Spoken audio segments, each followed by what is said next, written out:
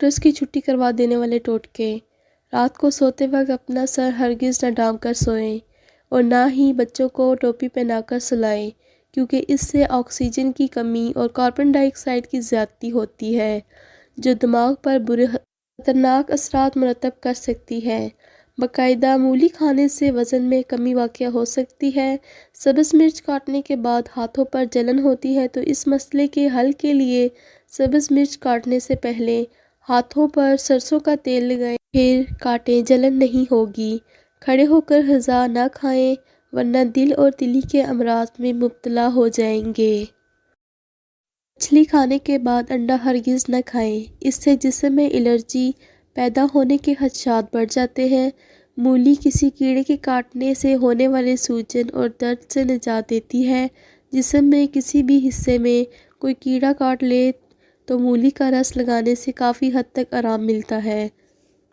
Gas نے پریشان رکھا ہے تو 1 چائے کا چمچ سیب کا سرکہ اور 1 چائے کا چمچ شہد 1 کپ گرم پانی میں ملائیں اور پی لیں، آپ کی پریشانی میں کمی آ جائے گی۔ سر کی خشکی دور کرنے کے لیے لیموں کا ٹکڑا سر پر ملیں، انشاءاللہ خشکی ختم ہو جائے گی۔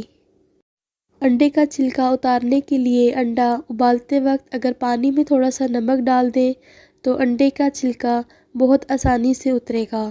نمک ڈالنے سے ابالتے وقت انڈا ٹوٹے گا بھی نہیں۔ نہار میں اسمگول کا چھلکا پینے سے جسم کی زائد چربی ختم ہو جاتی ہے۔ اسمگول کو رات بھر کے لیے پانی میں بھگو دیں، صبح یا تو ایسے ہی پی لیں یا پھر اس میں دودھ شامل کر کے 30 سیکنڈ کے لیے اوون میں گرم کر کے پئیں۔ چربی کو پگھلانے کے لیے سب سے آسان طریقہ ہے۔ اگر ویڈیو اچھی لگے تو ویڈیو کو لائک اور شیئر کر دیں اور مزید اچھی ویڈیوز دیکھنے کے لیے چینل کو ضرور سبسکرائب کریں۔ جزاک اللہ۔